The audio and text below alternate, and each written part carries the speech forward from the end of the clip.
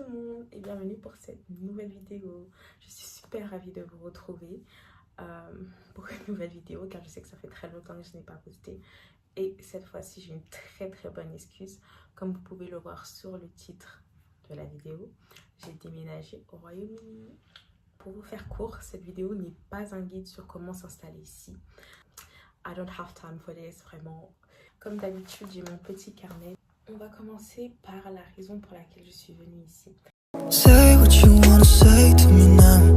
I wanna wake up with you in the morning. Show me there's nothing fake to me now.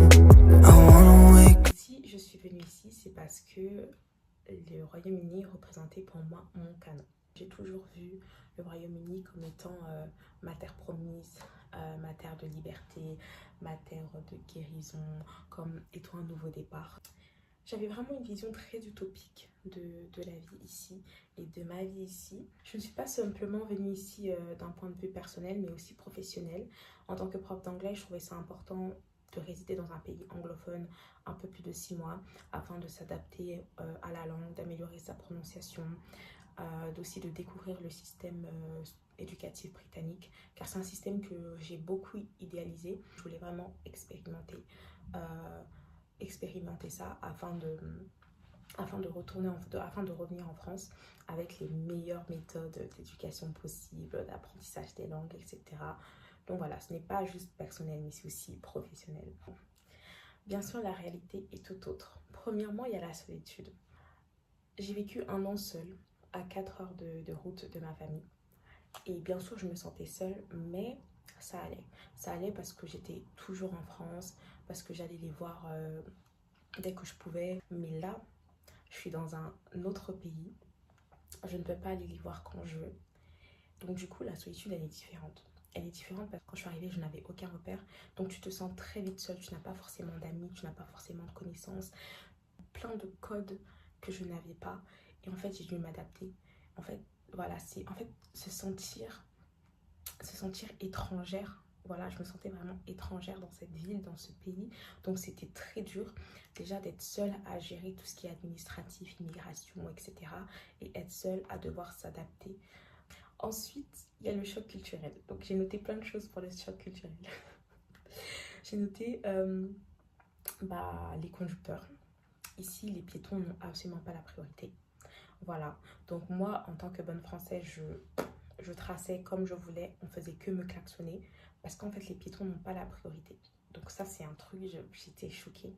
Que ce soit les conducteurs de bus, que ce soit les conducteurs lambda, ils roulent tous comme des fous. Ils roulent comme des fous. Il n'y a aucun respect de l'autre. Vraiment, c'est tellement dangereux la route ici. Enfin bref. Ensuite, il y a l'alcool dans le train. My gosh. Dès 10 h du matin, 9 h du matin, même 8 h du matin, ils sont en train de boire de l'alcool dans le train pour aller voir des matchs de course, des trucs comme ça. Si, j'ai mis quoi? J'ai mis railway. Je sais pas pourquoi j'ai mis le train. Ah oui, le train, parce que on sait tous, révolution industrielle, le train, etc. Au début du XXe siècle, la Grande-Bretagne avait le meilleur système de train et tout. Sauf qu'eux, ils sont restés bloqués au XXe siècle. Voilà, je vous le dis. Leurs trains sont absolument pas rapides. Il n'y a pas de TGV ici. Il n'y a pas de ça. Il n'y a absolument pas de ça. C'est pas rapide. Non, moi, j'aime pas. J'aime pas leur système de train ici, vraiment. J'aime pas du tout. Enfin, bref. Ensuite, il y a la météo. Déjà, au début, je me suis dit, mais qu'est-ce qui m'a pris d'aller dans le nord de l'Angleterre? Qu'est-ce qui m'a pris de voir le nord de l'Angleterre? Je n'ai pas compris.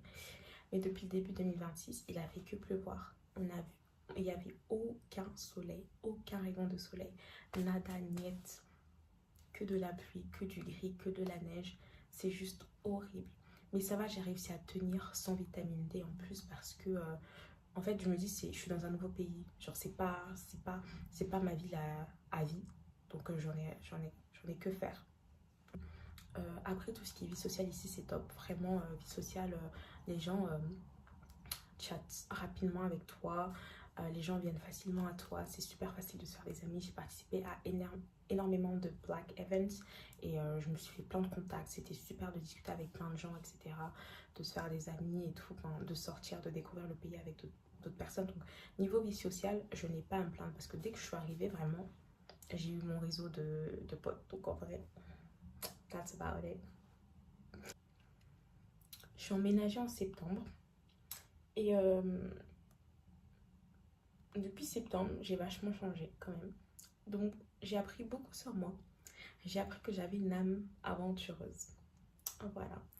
J'ai découvert la randonnée.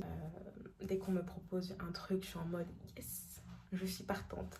Yes, on y va. Yes, on le fait. Je veux le faire, je le fais. Et je ne me limite plus et je n'attends plus les autres non plus. Si j'ai envie de faire quelque chose, je le fais seule. Et ça, c'est quelque chose dont je suis très fière. C'est parce que j'ai fait mon premier solo trip. Je suis partie à Dublin 3 jours. J'étais trop contente. Je crois que c'était incroyable. C'était top. J'ai adoré le voyage. C'était vraiment trop bien. Et voilà quoi. J'ai envie de partir, je pars et je n'attends personne parce que tu peux pas attendre les gens. Ensuite, ce qui m'a surpris, c'est que je suis très ouverte, très sociable. Sinon, ce qui est dur, c'est que je me sens pas chez moi. À chaque fois qu'on me demande, tu veux rester, je suis en mode non. Je prends mes pics et mes claques et je me casse. Je me casse. Ça. En fait, je trouve que les professeurs de langue, et je crois les professeurs en général, n'ont pas de place pour la créativité, ce qui est le contraire en France. Et ici, il n'y en a pas. C'est très carré. Les profs font tous la même chose.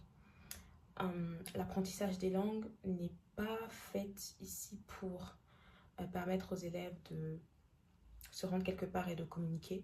C'est vraiment, ils apprennent cette langue pour les examens finaux. Mais je mentirais si je disais que je n'ai pas noté plein d'activités, plein de jeux ludiques que j'ai trouvé intéressants et que je compte bien réutiliser avec mes élèves lorsque je reviendrai en France. Voilà, voilà. Là, ça va bien, ça va mieux parce que j'ai pu me créer une routine. J'ai une routine ici, mais ça a mis du temps. Hein. Ça a mis 4-5 mois que je n'avais absolument pas de routine. Donc, c'était compliqué de me sentir chez moi. Là, du coup, je me sens chez moi parce que je vais au travail, je vais à la salle, je travaille sur le côté, je me documente, je lis, je fais beaucoup de choses. Donc voilà, je vous laisse mon TikTok parce qu'au début, j'avais posté quelques TikTok sur mon expérience ici. Donc je vous laisse mon TikTok comme ça, vous allez jeter un petit coup d'œil. Et voilà, je vous remercie d'avoir regardé cette vidéo jusqu'à la fin. Je vous fais des très très très gros bisous. Et je vous dis à la prochaine. Ciao!